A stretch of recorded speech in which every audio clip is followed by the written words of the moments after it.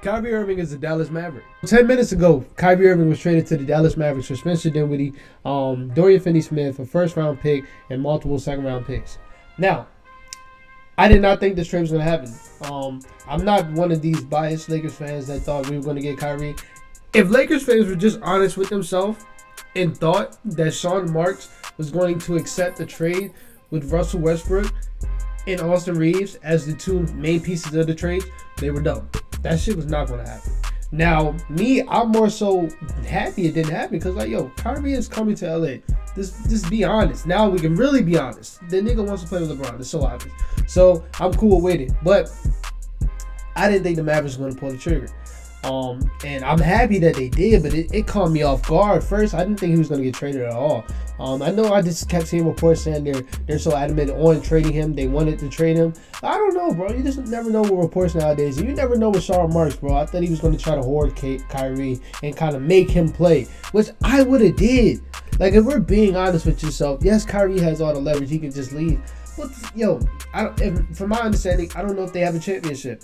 This is y'all best year to get a championship. You have KD and Kyrie, who, when they were healthy, they were the best duo in the league. To me, by far, the best duo in the league. Y'all had one of the best defenses. Y'all had one of the best offenses. KD was in the MVP race. Kyrie was damn near in the MVP race himself. You had Nicholas Claxton, who's having a defensive player of the year and a most improved player of the year type year. The one thing that's kind of holding you back is Ben Simmons. But I'm not one of these overreactors. He wasn't holding back that much. And I like Jock Vaughn because what he does is, Ben Simmons, you on bullshit, you're sitting. You're not going to hurt us. So they had the best chance to win the championship this year because, as we know, the NBA is so wide open. I wouldn't have traded Kyrie. I would have said, fuck it. If you want to dip, but you're going to win this championship. Because I'm not going to lie, they are a top 3 team I would have picked just because how good they were in that stretch and how good KD was. I think KD damn near was having one of his, if not his best year of his career. So I probably would have kept Kyrie, but happy that they did it because this trade deadline was going to be boring. But Kyrie on the Mavs, man, that's just, we finally getting to see what Luka is going to look like off ball because he's going to be playing a lot more off ball because it's a difference between Spencer Dinwiddie and Kyrie. Of course, Spencer Dinwiddie is a bucket himself, but he's not going to demand the ball like Kyrie is. Like, look at Kyrie is one of the best scorers of all time. He's in Hall of Famer. Like, he's going to demand the ball. So sometimes, Luka, you got to get that bitch up. So seeing Luka off ball is going to be fun, bro. It's going to be fun. And it's going to be interesting because I have my questions about it. But Kyrie and Luka, from a basketball standpoint, I don't think it's not going to work. I think it's going to work pretty fine, and I think it's going to be fun. I can't wait to the first game. I'm going to be locked in. Even if the Cavs or the Lakers are playing, I'm watching that. I'm going to be locked in.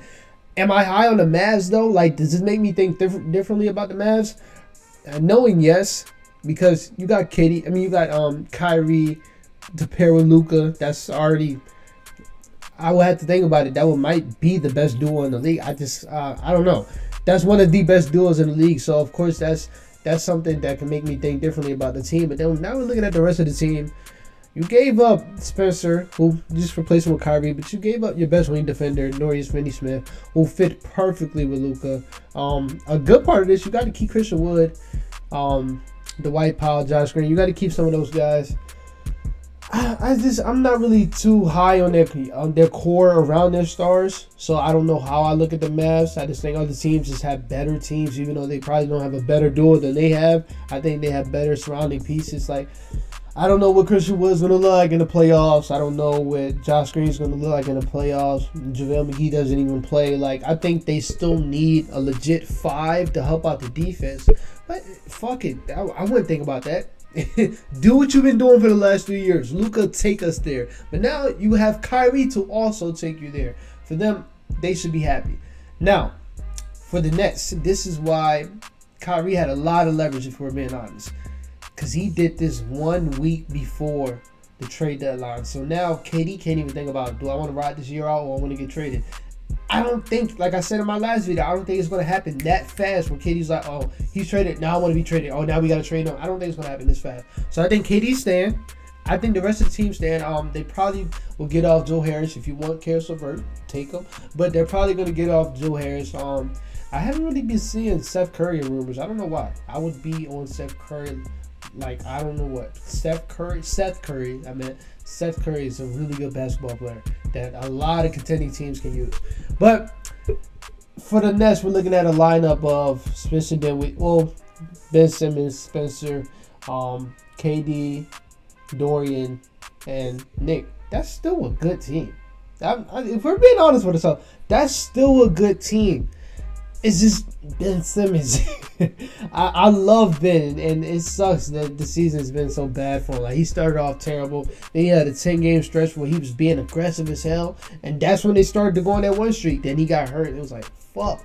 Then he came back, and like, I can't use my excuse. Be patient with guys when he come back off injuries, because he only missed like a couple of weeks, and if then it's been like 10, 15 games since he came back, and he's been god awful. So that's one of the pieces that can hold him back. And that's a huge contract to try to get off. And that's why you don't see rumors with teams wanting Ben Simmons, because he's just been that bad. Especially with a team like this was kind of built for Ben Simmons. With all the shooters around him, it's built for him to be aggressive, to attack the paint, to draw double teams, but he just doesn't do it. But this Nets team's still a good team, though. Because I can't, all the bad stuff about Ben Simmons, he's still a really good defender. He's still an elite playmaker. And like I said, when it comes to that fourth quarter, Jacque Vaughn normally benches him, and it works, bro. But also for this team, and unlock Cam Thomas, I'm loving that. I'm not just saying that because he dropped 43 yesterday. Like, he has a role now. He has to get minutes over Joe Harris, who's not hitting his shots. And he just fits. He fits with this team. So I hope that Jacque Vaughn is not hell-bent on not giving him minutes, because as we've seen in the last couple games, he's very impactful when he's playing. If you give Cam Thomas the ball, he's going to score. As a person that's been watching Cam Thomas since high school, anywhere he goes, he's going to score. And it's not going to be no chucking up shots. No, he's just a natural-born scorer. Just give him the ball. Give him the ball. But the way KD's looking, the way Nicholas Claxton looking, and I even think Spencer Dinwiddie was having a good year this year, this team can be scary still. I wouldn't pick them to go anywhere, but can they beat the Celtics? Why can't I say yes? Every game last year was close. And I think they got better. Even with losing Kyrie, I think the team still is better from last year. And the way KD looked, man, I don't know, bro. But then the Celtics is bitched them all the time. So yeah, they can't beat the Celtics. They can't beat the Bucks. But they can beat the Heat. They can beat the Cavs. I think they can beat Philly. They're a good team, bro. They're a good team. So I shout out to Sean Marks. I think this was a good trade. I think people are gonna overreact because it just came out of nowhere. Like, oh, they lost. I'm even hearing people saying the Mavericks fans lost, which I actually agree, because like I said, I'm damn near, I will put my whole bank account that Kyrie doesn't stay. Luka would have to make a huge impact on Kyrie's mind to do that. To go to another, to stay with the team. I don't think he's going to stay though. So, I don't know, man. I don't know. I just lost my train of thought. But this trade just fucked me up, bro. I was eating a sandwich and this came out of nowhere. But shout out to Kyrie. Shout out to Luka. That's going to be fun. How do I look at them in the West? I would still take the Nuggets over them. Steph Curry is out, which sucks. So I don't know if I can use my Warriors over them. Not my Warriors in the sense of my team, but like that's what I always say. I usually take the Warriors over everybody. I don't know if I can do that. Pelicans, that would be a fun series. Yeah, I don't know, man. The Mavs might be up there now. That's a big needle mover. It's just the rest of the team sucks.